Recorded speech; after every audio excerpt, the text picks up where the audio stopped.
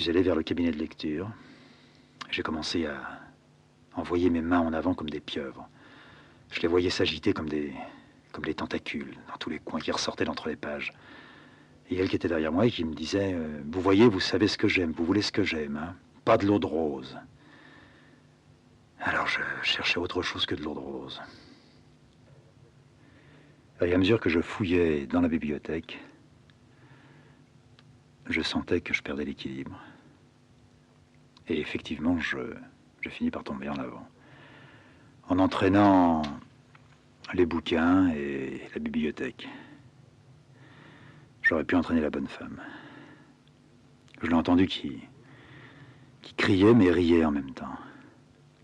Heureusement, l'employé est venu, m'a aidé à me relever. Et je suis remonté dans mon bureau.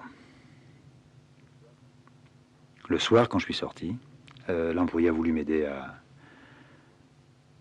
rejoindre la station de bus qu'il y avait. J'ai pas voulu. Je me suis replanté là, au même endroit. Il y avait une foule énorme. J'ai décidé de les suivre, de marcher avec eux, parmi eux. Tout était grouillant. Et la moitié de l'avenue, je l'ai faite en perdant du terrain. Et quand je suis arrivé à l'autre demi-morceau, à nouveau, j'étais tout seul. Et les voitures se sont mises en route. Je me suis interdit de tomber, de me foutre à quatre pattes ou de ramper. Je suis resté là, dans une rigidité que je croirais cadavérique. Petit à petit, j'ai effacé tous les bruits qui m'entouraient. Je crois que j'ai laissé passer 2 ou 3 flots de voitures, 2 ou 3 flots de piétons qui traversaient dans les clous, jusqu'à ce qu'un flic me fasse faire les derniers pas, puis arrivé de l'autre côté, me parle sans doute, mais à qui je ne pouvais plus répondre. Et je me suis retrouvé chez les cognes.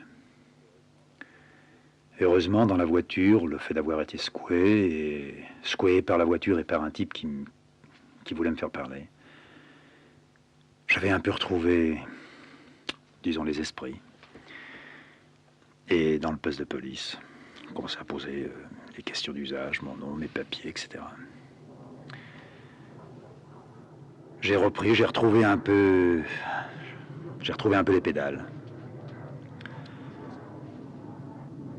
Et on a essayé de me cuisiner, de me faire parler, quoi. On a bien vu que j'étais pas baf. J'ai dit que j'ai travaillé dans une librairie. Alors on a parlé de malaise, qu'on allait m'emmener à l'hôpital, etc. J'aurais pu dire oui à l'hôpital, après tout c'était peut-être une solution comme une autre, mais j'ai pensé que le moment n'était peut-être pas venu, enfin... J'ai dit que j'avais des crises. Et après avoir dit j'ai des crises, et assurant que ma crise était passée, je me suis retrouvé dehors, raccompagné par un flic pendant quelques mètres qui m'a serré la main et que j'ai serré. Je me suis retrouvé dans mon bus, en repensant avec beaucoup d'acuité à ce qui m'était arrivé et à ce qui allait tôt ou tard m'arriver. C'est-à-dire que je risquais de descendre en marche d'un autobus, je risquais d'ouvrir une fenêtre au lieu d'ouvrir une porte. Mais le mot crise m'avait galvanisé. C'était un mot que je n'employais pas, que je n'avais pas de raison d'employer. Et j'ai pensé qu'à partir de ce moment-là, j'allais me réfugier derrière des crises simulées si l'on veut, et chaque fois que quelque chose n'irait pas, je pourrais la mettre en avant. Ça a marché pendant un temps. Ça a marché d'abord avec on, très peu de temps, mais ça a marché aussi très peu de temps avec moi. J'étais tombé dans un autre piège de mon état, et je jouais les crises. J'arrivais dans mon bureau et j'avais ma crise. Je tombais par terre. Je mimais bien ma crise, mais je la vivais peut-être. Je me relevais, Je mettais le nez dans mes cahiers, dans ma comptabilité. De temps en temps, quelqu'un passait le museau dans l'entrebâillement de la porte. On me disait quelque chose. Et non seulement selon qui c'était, mais selon le moment. Je laissais ma tête tomber. Je ressentais un grand coup et je me réveillais quelque temps après avec une bosse. Une fois avec la lèvre fendue. Dans la chambre, avec la fresque qui elle aussi était devenue un ennemi. De plus en plus rarement, la porte s'ouvrait et j'entendais coucou. Et le coucou, c'était la voix de l'aîné, qui avait 5 ans à peu près à l'époque, qui était mon point de repère et la preuve que le temps continuait à couler, à passer. J'avais 5 ans de plus. J'ai eu 3 ans de plus, 4 ans de plus, 5 ans de plus. 5 ans de plus quoi? 5 ans de plus que le camp. 6 ans de plus que le roi. Alors le petit coucou qu'elle me faisait, qui était un coucou en lame de scie, pour moi, pas pour elle. Un coucou très gentiment fait, qui me blessait un peu, avec son petit œil qui se glissait. Je voyais son tout petit nez un peu écrasé. Il me semblait que je voyais ça en très gros plan, avec les cils qui bougeaient, avec le brillant de l'œil. Quelquefois, j'y voyais comme une larme. Elle lançait 2 ou 3 fois son petit cri. Coucou, coucou, coucou. Puis la porte se refermait. Et je pouvais rester avec cette nourriture du coucou pendant des heures et je suis arrivé à rester des jours sans presque rien manger, en avalant ce coucou. J'avais 2 filles. La seconde, que je n'avais pas plus voulu que la première, elle n'était pas ma fille. C'est-à-dire que elle ne comptait pas pour moi. Elle était plus jeune, bien sûr. De temps en temps, je m'essayais sur elle à un jeu très curieux, très dangereux. Elle était plus emmerdée que l'aînée. C'est-à-dire qu'elle fonctionnait très mal. Et que son gros problème, et le problème de on, c'était de pouvoir chier. Cet enfant-là ne chiait pas. Et comme elle avait assez souvent la fièvre, c'était moi qui prenais la température, j'enfonçais le petit thermomètre dans son trou de balle. Et je m'étais aperçu qu'en remuant un peu le thermomètre et sans trop sentir ce que j'étais en train de faire, en remuant le thermomètre, j'émettais la caque. Je lui donnais des sensations et elle se mettait à chier à ce moment-là. Et pendant un temps, non seulement je l'ai fait chier qu'en utilisant le thermomètre, mais je prenais un certain plaisir à la faire chier. Et à la faire chier plusieurs fois par jour. Jusqu'à ce que je la dérègle complètement. Et que je me désintéresse entièrement d'elle. Elle représentait le morceau de bidoche qui caquait avec le thermomètre dans le cul. Ça avait quelque chose de répugnant. Alors que l'autre, déjà un peu plus âgé, ayant 2 ans de différence, allait chier dans son petit pot et j'avais beaucoup de plaisir à aller vider ça dans les chiottes, à regarder sa merde. Le dimanche matin, c'était, disons, le jour de ma semaine apparemment libre, c'est-à-dire je n'allais pas travailler pour moi. Je n'allais pas travailler pour les autres, j'allais travailler pour moi. Quand je m'enfermais dans mon petit réduit, de temps en temps, j'avais droit au coucou. C'était l'aîné qui venait et qui, dans la toute petite fenêtre que j'avais percée, regardait à travers la vitre ce que j'étais en train de faire. Il m'arrivait de la faire entrer. Elle me posait des questions. Qu'est-ce que tu fais là? Pour elle, c'était un jeu. Pour moi, c'en était un aussi. Mais je faisais ça avec un certain sérieux. Je cherchais, comme le chien cherche pour découvrir quelque chose dans la terre. Alors elle voyait les taches, elle sentait l'odeur, elle trouvait que ça sentait fort ou que ça sentait mauvais. Et un jour, j'ai trouvé cette explication pour elle, puisqu'elle était toujours «Qu'est-ce que c'est?» Je lui dis: je fais des dessins». Alors le dessin, ça ne lui a rien dit. Alors j'ai trouvé mieux, je lui dis: «Je fais des tableaux». De drôles de tableaux. Et elle a appelé ça les pablos. Et à partir de ce moment, chaque fois qu'elle me voyait partir vers mon petit réduit, elle pensait que j'allais faire son pablo pour elle. Et moi, je m'enfermais de plus en plus là-dedans, et je voulais la voir de moins en moins, sans calcul et sans me dire, je veux me détacher d'elle. La question n'était pas de vouloir se détacher d'elle, mais je sentais que si quelque chose était là, comme elle, ce qu'elle représentait, c'était la chaîne. Et ça a été ma période vraiment de démangeaison pour me répondre à mes questions, et une période de démangeaison lentement réelle.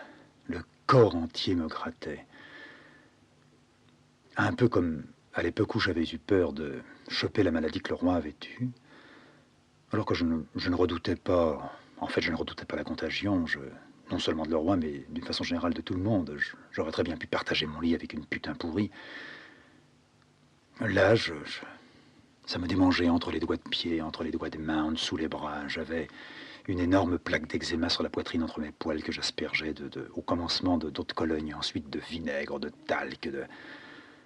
Je me défendais mal contre ça. La nuit, quand je rêvais, ce n'était que des rêves de gratte. Il paraît que je grattais les draps.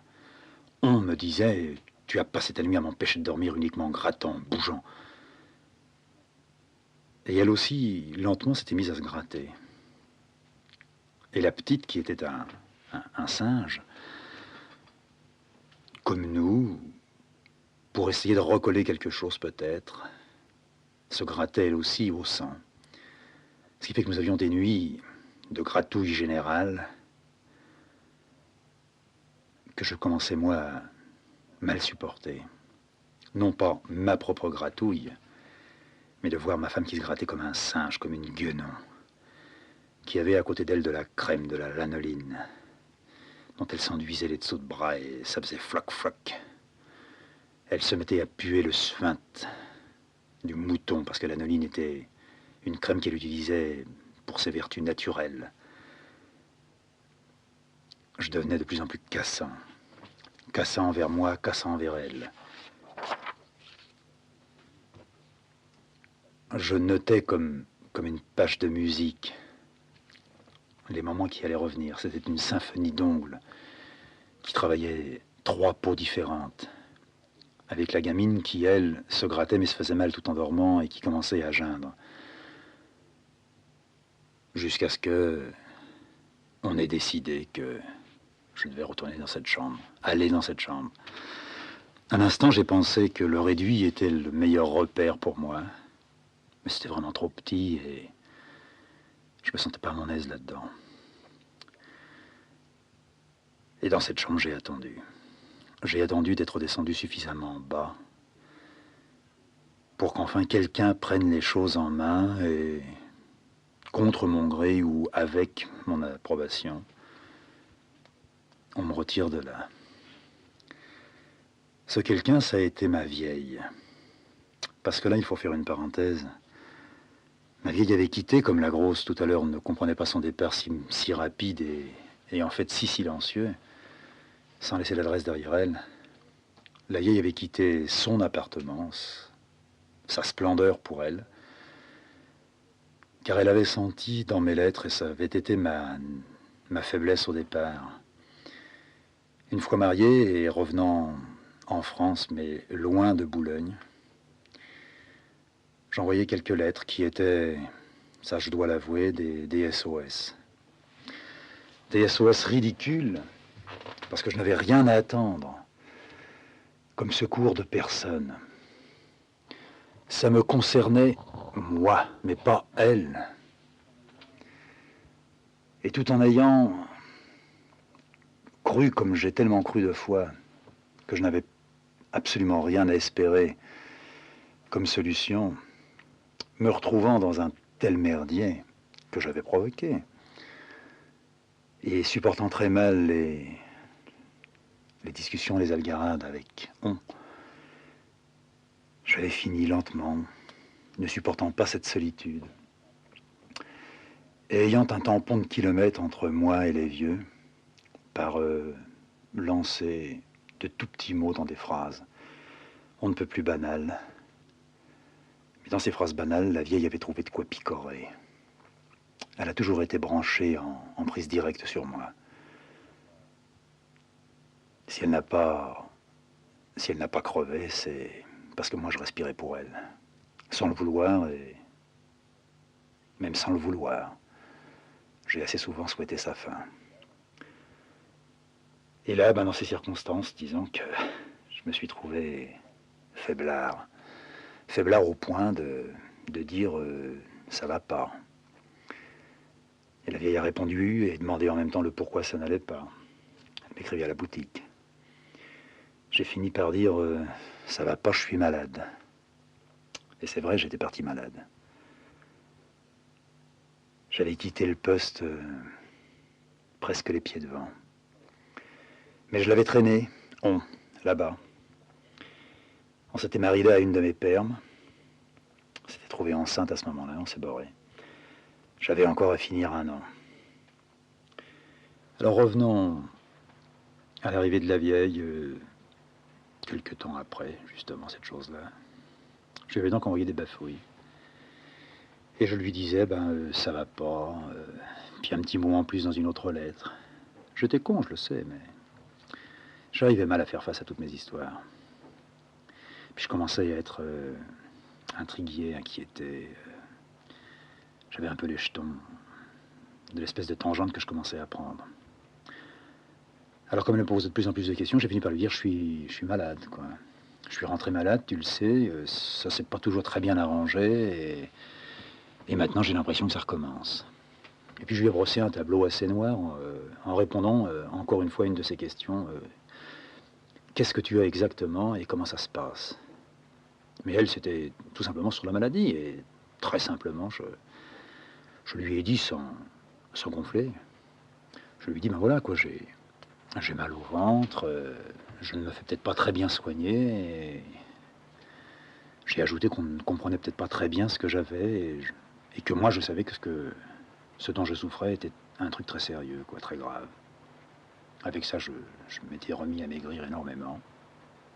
Et très brusquement, le vieux et la vieille ont débarqué là-bas, quoi. Seulement très brusquement aussi pour elle, elle a compris qu'il y avait le bide, mais elle était convaincue, elle, qu'il y avait la tête aussi. Ou bien que j'avais de mauvaises influences, après quoi, voyant que j'avais pratiquement pas de copains, elle a cru que j'avais de mauvaises lectures. Et petit à petit, elle a essayé de me remonter, de me remettre sur des rails. Elle trouvait que j'étais un véritable moulin à paroles. Et que j'avais aussi un gros défaut. Qu'elle n'avait jamais eu, mais qu'elle avait espéré un peu que j'aurais. Mais que maintenant, chez moi, ça prenait une ampleur énorme. Alors j'étais curieux de savoir quel était le défaut qu'elle me trouvait. C'était pas du tout celui auquel j'aurais pu penser, c'est-à-dire un mauvais mari, un mauvais père, un homme qui cavale, je faisais rien. Non, j'avais un défaut d'après elle, c'était que je pétais plus haut que mon cul. Et, me disait-elle, si elle avait pensé à un moment donné se sortir de sa mouise, elle avait rapidement compris qu'elle ne pourrait pas le faire. Mais que moi, arrivé à presque 30 berges à ce moment-là, s'il était bien que j'essaie puis que je sois en train de réussir, parce que pour elle c'était réussir qu'elle était arrivée à être un vendeur dans une librairie, c'était mieux que d'aller gratter en usine. Et d'un certain point de vue, pour moi c'était pareil. C'est pas plus intéressant une librairie qu'une usine, c'est aussi con. Parce que vendre des bouquins à des mecs au cul en poule, à la bouche qui se tortille quand ils vous demandent un truc, les gars qui sont tellement sûrs d'eux-mêmes, qui rendent, qui étalent presque leur titre, qui affectionnent beaucoup de dire ma commande c'est au nom du docteur un tel. Ben, pour moi c'était des merdeux, quoi. Et j'ai redécouvert un autre monde, mais un monde merveilleux qui ressemblait tout à fait à l'autre. D'un côté, il y avait les toubibs qui étaient des clients, les clients dits sérieux qui ressemblaient tout à fait au contre-coup, au chef d'atelier, à tous ces mecs avec des coups de trick qui essayaient de vous faire marcher quand ça n'allait pas dans les usines. Puis alors les autres clients, les paumés, les pauvres mecs, quoi, qui se trouvaient obligés de lire, qui estimaient peut-être que par là, ils allaient un peu graisser une culture qui leur faisait défaut. Je repérais assez souvent les mecs qui étaient des ouvriers, qui venaient soit soutenus par une idée, même pas valable, mais qui à leurs yeux se défendait, quoi, et qui voulaient lire. Et pas toujours lire la nouveauté, la dernière chose. Lire peut-être quelque chose qu'on leur avait dit de lire ou qu'un de leurs copains avait lu. Assez souvent des syndicalistes ou des types du parti. Avec qui, d'ailleurs, assez rapidement, j'arrivais à lier un tout petit contact, quoi, qui me recherchait parce que ne faisait pas de fioriture quand il demandait un bouquin.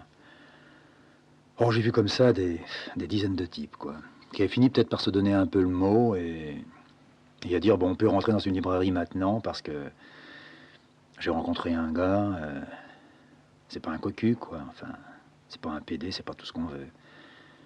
Il nous fait pas chier et il peut nous conseiller. Et alors le plus fort, c'est que c'était moi qui les conseillais. Alors il fallait rester dans leur propre beefsteak, c'est-à-dire pas du tout l'aventure qu'ils n'aimaient pas du tout le roman avec toutes les envolées imaginaires qu'on peut trouver quelquefois là-dedans.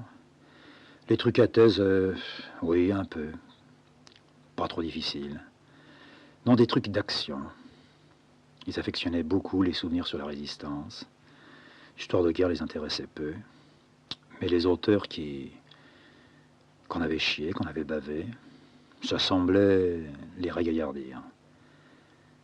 Toutefois, ce que j'ai noté très rapidement, c'est que ces gars-là, un type qui d'ailleurs était un docker, n'avait pas du tout envie de sortir de sa condition. Aujourd'hui, j'aurais peut-être plus tendance à le comprendre. C'était fini, il avait déjà une quarantaine d'années, et le chemin qu'il avait fait était ineffaçable. Alors lui, il se régalait avec du Steinbeck. C'était sa grosse passion, quoi. Et ça a été, je crois bien, à ce moment-là, la période des raisins de la colère. En tout cas, pour moi, ça l'avait été une. J'avais lu ça, et sans commentaire. Et lui voulait lire les raisins de la colère, mais voulait surtout que je lui en parle avant. Ce qu'il voulait, c'est être certain que ce qu'on lui avait dit, c'était la vérité. C'est-à-dire un gars très proche de lui qui décrivait la condition difficile et lamentable de certains ouvriers, dans le cas présent de certains types qui se vendaient de terre en terre. Et petit à petit, en discutant avec lui, je lui ai posé les questions, mais lire, ça va vous mener où? Et puis du vouvoiement, on était arrivé au tutoiement, et on allait de temps en temps boire un pot. Tellement le gars, il y avait vraiment un gros compartiment dans sa tête. D'un côté, il y avait le boulot, avec une femme et des gosses qu'il avait. Puis de l'autre côté, il y avait cette espèce de... appelons ça non pas une poire d'espoir, mais un petit morceau qui était là, avec lequel il allait crever, sans jamais avoir, bon, non pas compris, mais pu penser qu'il pouvait le saisir, le prendre en pleine dent, et même s'il vivait moins longtemps, même si ça l'amenait à plaquer sa femme et ses mômes, il pourrait vivre. Mais vivre de quelle façon? Puisque lui-même c'était un débardeur, un docker, ça peut pas faire grand-chose. Donc il serait obligé d'être docker. Et il me regardait avec des grands yeux, à la fois étonné que je puisse, moi, lui dire, moi qui avais travaillé en usine, et qui par hasard, par chance, par une chance impossible qui ne se présente que sur des milliers, peut-être même des dizaines de milliers de gars, j'avais réussi, disait-il, à m'élever.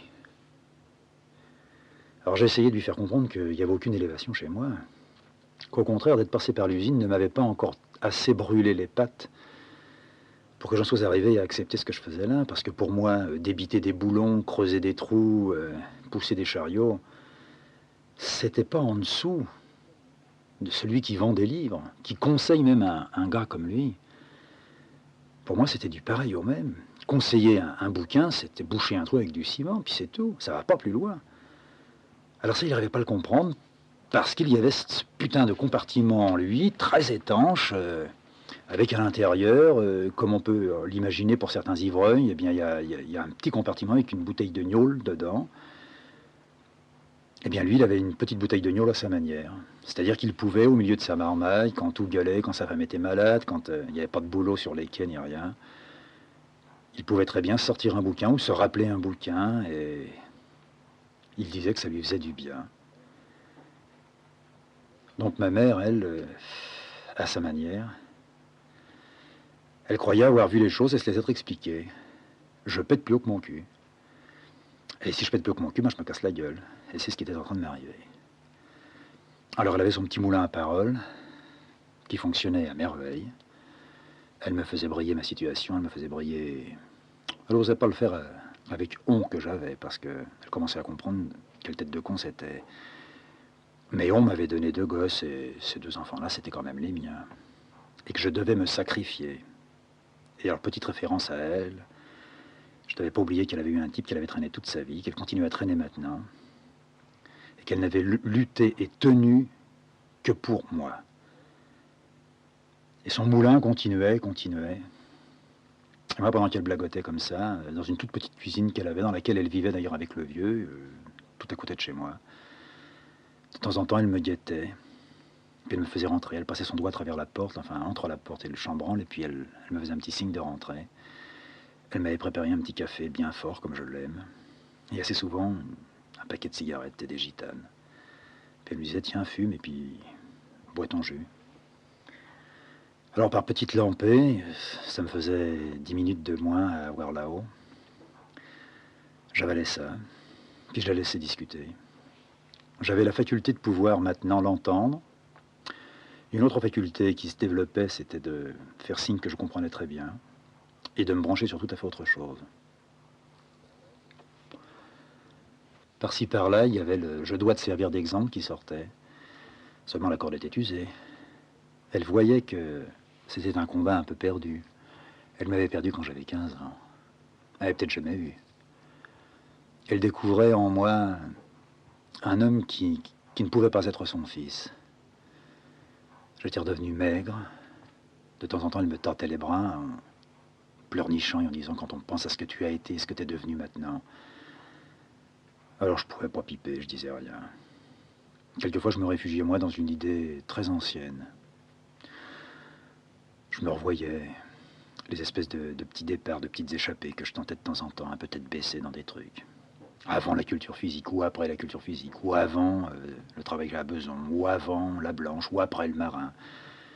Une fois, un gars que j'avais rencontré, qui lui avait l'air de vachement bien s'en sortir dans la vie, était devenu camelot. Et il vendait des brosses pour nettoyer les taches qu'on se faisait sur les liquettes ou sur les costeurs. Moi, il m'avait pris non pas pour un client, mais il m'avait fait une démonstration. Il m'a entraîné chez lui. Puis il m'avait montré, il avait sorti une bouteille de teinture d'iode. Il s'en était foutu sur le bas de la manche de sa chemise. Et puis avec une petite brosse en caoutchouc, je crois, puis une cuvette pleine de flotte, il s'était mis à frotter. Et il me disait, tu vois, si tu frottes avec n'importe quelle autre brosse, avec un chiffon, du savon, n'importe quoi, ça ne part pas. Si tu frottes avec cette petite brosse, la tache part. Tu peux en débiter comme ça. Alors je ne sais pas s'il bluffait ou pas, mais il avait l'air de s'en sortir très bien. Et moi, à un moment donné, j'avais essayé de faire le camelot. Et pendant que la vieille, son moulin à paroles continuait, moi je me voyais aussi avec mon propre moulin à paroles. J'avais perdu de ce côté-là. Je n'arrivais plus à parler. Alors qu'à l'époque que j'étais en train de me rappeler à ce moment, je m'étais installé pas très loin du marché. Et le copain, qui d'ailleurs m'avait prévenu, avait été pour moi le type très utile. Il fallait se méfier parce que quand on est camelot, on ne paye pas de patente, on ne paye pas de droit, pas de tickets sur les trottoirs et tout ça. Et on vous faisait la chasse, quoi, c'était les cognes. Moi j'aimais beaucoup ça. Première journée, je l'ai passée, j'ai absolument vendu aucune brosse. J'ai bousillé ma liquette. J'ai frotté tant et plus que j'ai eu une énorme cloque que la teinture d'huile m'avait fait en dessous. Je l'ai laissé passer une semaine, et puis le dimanche suivant, j'ai recommencé. Je me suis refoutu encore dans un autre coin avec ma toute petite valise, un petit bidon que je remplissais de flotte. Et puis j'ai commencé encore une fois une démonstration. Mais je jacassais, je lassais les gens. J'étais heureux quand je voyais que j'en harponnais un. Une bonne femme, quelquefois une femme assez vieille qui regardait. Puis je disais, alors, hein, ça vous est arrivé de faire des tâches? Alors j'avais une chemise, un bas de chemise vachement propre. Je disais, bon, regardez, de la teinture d'iode, vous savez ce que ça fait, hein? Et de la teinture d'iode, moi je me dégonfle pas, hop, de la teinture d'iode sur le bras. Oh, bonne femme, elle me regardait, fascinée. Je dis maintenant, je prends une brosse ordinaire, une brosse à chien dent. Alors je me mettais à frotter avec de la feuille. Je dis voilà, résultat, j'étale, mais je ne retire rien. Bon, maintenant, le miracle. Je prends cette petite brosse, spécialement faite pour les tâches, brevetée par un de mes amis. Je trempe dans l'eau et je frotte. Et regardez, qu'est-ce qui se passe? Qu'est-ce qui se passe, madame? Ma tâche s'en va. C'est fini les tâches. Et la teinture d'iode, c'est la plus dure des tâches à retirer. Alors elle a envoyé sa main en avant, elle voulait la toucher, en prendre une peut-être. Moi, je me refaisais une autre tâche dessus. Alors je la lançais parce que, au bout de 2-3 tâches, elle en avait marre, elle se taillait. Moi, j'avais été très content, quoi, je l'avais arrêté. Je l'ai peut-être vendu comme ça, 1 ou 2 brosses, puis j'ai revendu tout mon paquet au copain qui m'a racheté ça au rabais. J'avais plutôt paumé du fric qu'autre chose. Et la vieille, elle, qui continuait, qui me donnait des conseils, qui estimait que j'aurais dû quitter le coin où j'étais, que j'étais trop près de ceci et de cela, enfin... Tout est venu, tout y est passé, et son exemple, comme elle me disait, commençait à me faire chier. Alors je la quittais, je remontais chez moi, je retombais sur coucou. Au fur et à mesure que je tombais, que je ramassais mes gamelles, je passais de moins en moins chez la vieille. Je l'avais embarquée dans une véritable galère. Elle avait la pudeur de ne pas me le faire remarquer. C'est une vieille bonne femme qui a toute sa vie supporté avec une délicatesse les pires charges, les pires mots, les pires plaies. Pas une fois, elle m'a dit « J'ai quitté mon appartement pour toi. Je m'en serais foutu, mais peut-être pas au point où je donne l'impression maintenant. » Pour elle, après avoir passé des années dans une cave, des années dans une loge de concierge, avoir eu son appartement, ça avait été presque son beefsteak tous les midis dans son assiette. Et moi, bien, j'étais le responsable, pas du tout tenu comme tel. Et sans lui être très reconnaissant de ça, je peux dire que j'appréciais beaucoup. J'ai guetté au départ, j'ai guetté une allusion à ça. Mais pas une fois, elle ne m'a dit « Tu te rappelles de l'appartement que j'avais ?» Non, elle avait ravalé son glavio. Elle l'écrasait non plus sous ses sabots, mais sous ses dents. Et elle me laissait partir. Elle avait découvert, c'était pas facile d'ailleurs comme découverte à faire, elle avait découvert que dans cette pièce, la pièce disons à la fresque, on va lui donner son nom, ben, il y avait cette malle, quoi, et le soir, quand quelquefois je m'arrêtais, elle voyait que j'avais soit dans ma petite serviette, soit dans mes poches, quelque chose de lourd. Et elle avait vite compris que je piquais. Et pour elle, c'était impensable de piquer. Quelqu'un qui, non pas qui ose, mais qui fait le geste, c'est quelqu'un qui est perdu.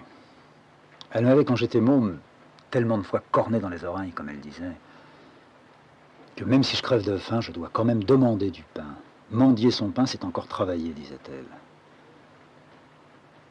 Moi, je me foutais pas de sa gueule, mais je tolérais très mal ça. Je me souviens quand j'allais au marché pour l'aider, justement, le dimanche et le jeudi, je voyais qu'elle avait cette caisse à portée de la main, qu'il lui était si facile de piquer une pièce de 20 sous. Il y avait même des pièces en bronze à l'époque, ça ne se voyait pas. Le patron ne pouvait pas peser et faire la différence entre ce qui restait et ce qu'il avait amené le matin. Moi, je me suis mis à lui donner l'exemple, à lui montrer. J'avais un chic terrible. Quand on me rendait la monnaie, je faisais tomber toutes les pièces, puis je m'en bloquais une dans la paume et je disais « Au revoir, madame ». Si la bonne femme me regardait trop, je laissais tomber la pièce, mais c'est rarement arrivé.